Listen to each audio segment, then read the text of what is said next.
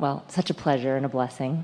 My question is, I have a couple related to the topic of health, but what's the best alignment strategy for not only having great health, but actually knowing and trusting that my body is vibrant and strong instead of being challenged with insecurity, vulnerability, and fears that my body may fail? You've just got to practice the good feeling thoughts more, which means for right now, stay off the subject altogether, because you've thought the vulnerable thoughts more than you've thought the other thoughts. So right now it would be a struggle for you to consistently think that. This is going to sound off the subject, but it's so on the subject that it's going to make you laugh. So a few weeks ago, there was a man in the hot seat, and he had created a new barbecue contraption that he wanted to introduce to the market. But he was worried about it because while he knows he's got something good, there's a lot to do before it can be viable in the marketplace and start making him any money.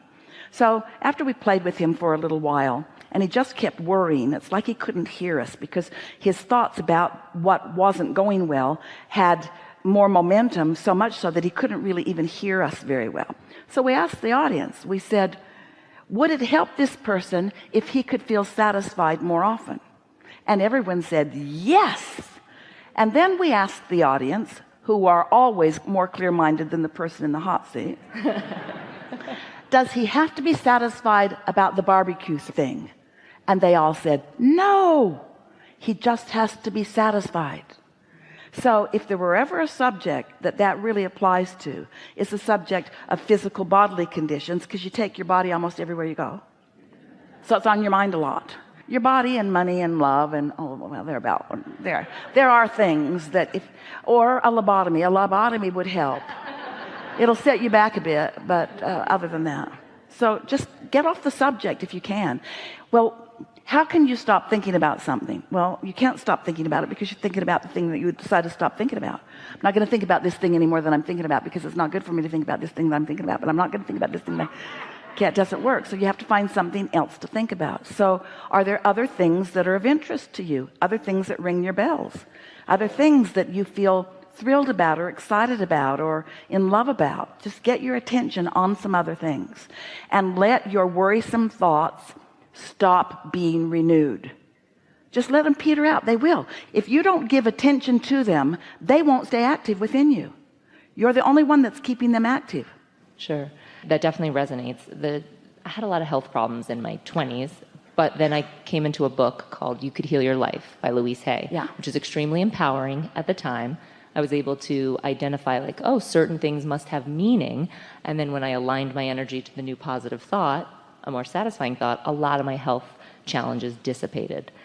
As I have recently up-leveled. In other words, what you did, you sort of rewired yourself. You said, because I thought that this happened, and because I thought that this happened, because I thought that this happened. There can be productivity in that, but there's also a little bit of entrapment in that judgment too. Now later, as I've evolved my consciousness, and I'm like, that worked back then, but now my basis of reality has elevated. And so it doesn't feel as good to go put meaning or label to, oh, my back hurts, it must mean that I must have money problems, or my right arm hurts, it must mean I have masculine stuff going on. So the book was excellent for a period, but then now I feel like I just don't choose to have my body communicate that way with me. I choose to get the awareness. But in all of this, you're not doing the only thing we ask you to do, which is get off the subject. Yeah. Which I find is harder when there's a physical, for whatever reason. It's harder when there's momentum going. Yes, you don't have to explain it to us. We know there's momentum going, but you just got to let that momentum peter out. And it peters out a little bit in the night. It dissipates altogether when you're focused on other things. You've just got to decide, is this thought satisfying or not?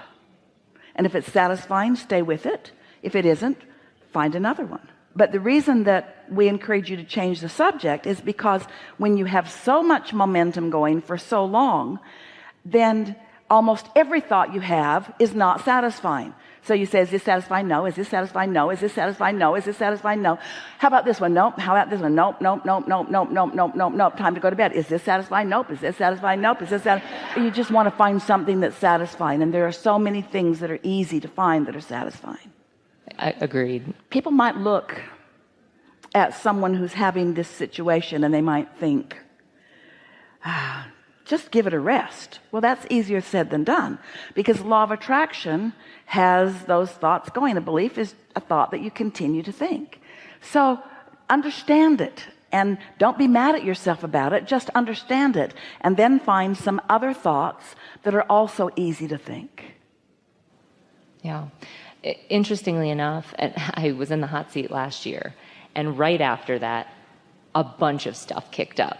And I felt like, okay, as I'm realigning to my next level, no, that's not how it works. No, okay. No, because of that's flawed premise. People want to justify where I am right now by all kinds of stuff. Don't do that. Well, also, I went through an identity shift in the beginning. Stop talking. Stop talking. Every word that comes out of your mouth is working against the thing you want. So just start by saying, all of my thoughts are unsatisfying. I'm just going to meditate. It's all right. You're doing what almost everybody does. This is what you're doing, and we sure get why. But we're just going to explain this to you really briefly. So I'm standing in this place that I don't really want to be.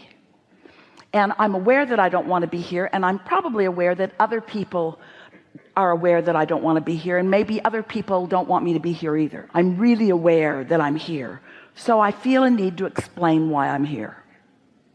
So past lives, relationships with my mother, I had this doctor once. In other words, I need to justify where I am. And that is the biggest, first and foremost, biggest, baddest, worstest false premise that people carry around. It's that belief that you got to explain where you are. And think about how really not smart that is if you're not standing where you want to be.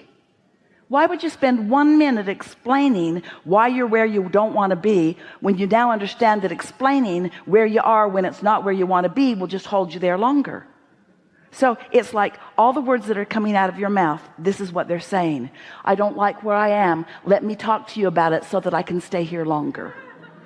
That's what all of that translates to. And you know it because it's not satisfying, not satisfying, not satisfying, not satisfying.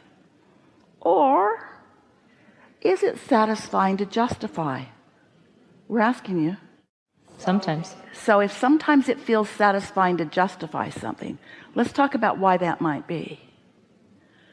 Because we're under the influence of people who want to know why we're standing in the place we don't want to be, rather than under the influence of our inner being. Under the wrong influence. If justifying, if explaining, if defending feels satisfying, well, we know it does to a certain extent. Blame feels better than guilt, and revenge feels better than fear. We understand, but after a while, you just got to say, revenge doesn't feel satisfying, and blame doesn't feel satisfying, and neither does guilt, and neither does justifying. None of that feels satisfying, and none of it gets me anywhere. It's just sort of blah, blah, blah, blah, blah, blah, blah, blah, blah. And the universe hears, doesn't want to be there, there, doesn't want to be there, is there, doesn't want to be there, is there, doesn't want to be there, is there, doesn't want to be there. And every time you do it, your inner being calls you even stronger to what you really want. So you're going to like this. Have you ever been, you have been, in a situation where you're talking with someone and you have a difference of opinion, and you're sure you're right and the other is sure that they are right, and so you explain and they defend, and then they explain and you defend, and so you're each really going after it, trying to get the other one to agree with you. Neither one of you are making any ground at all, and you just both feel worse and worse, and then you blame the other for not feeling good. Anybody ever experienced anything like that? So you have exactly those two things going on inside of you. It's just you and you. So this is how we want you to see this. By living something that you don't want, and therefore asking for the improvement. Your inner being, do you believe your inner being exists? Yeah. Do you believe that this vibrational reality exists? Yep. So your inner being in this vibrational reality hears clearly who you now are and what you now want to fully manifest, and gives undivided attention only to that new improvement. So your inner being is giving attention to that, and then you live more contrast and you ask for more. So your inner being calls you even stronger, and then you live more contrast and then you ask for more. So the more you defend and don't let yourself go, the more you ask, and the more your inner being gets clearer and calls you in a stronger way. So the more your inner being calls you, this is the point we're leading up to.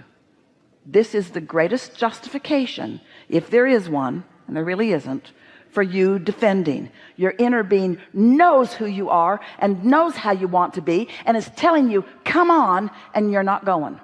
And the more your inner being calls, the more you act like that stubborn human who just explains why you can't go. And that's what you've been doing with us since you've been sitting here. It's a human thing you've picked up along your physical trail. We get the sort of human illogic in the logic. We understand why so many do it. You're certainly not the only one. Everybody in this room does it to some extent. So stop it. So you can't stop it, but what can you start? What can you do instead of that? What can you do?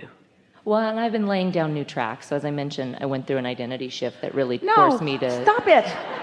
Stop it. Well, what I'm saying is I've made choices consciously that no, and I have friends that surround me. Wait, I made conscious choices. Yeah. Yes, not I made conscious choices.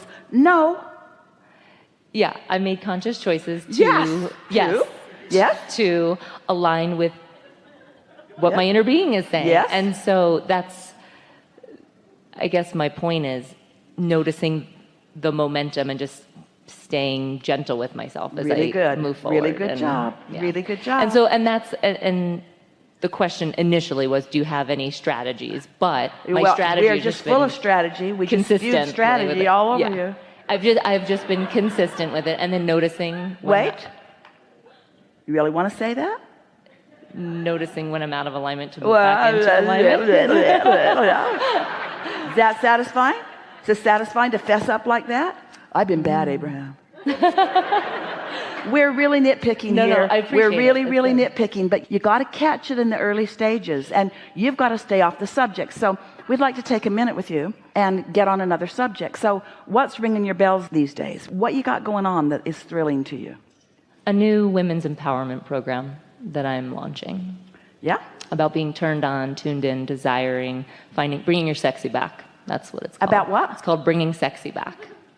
Bringing your sexy back. Feeling tapped and tuned in to your desire, your pleasure, what it is that truly lights you up, because that's what is in alignment with inner being. And I know that's been my journey. What are you doing asking us questions? You've got it all figured out. I certainly don't necessarily have it all figured out, but I am connected. Well, on that subject you do. Yeah, I do actually. On that subject you do, so just focus on that and everything else will take care of itself. That's perfect. Thank you. Really good. Really good. Appreciate it. Yeah.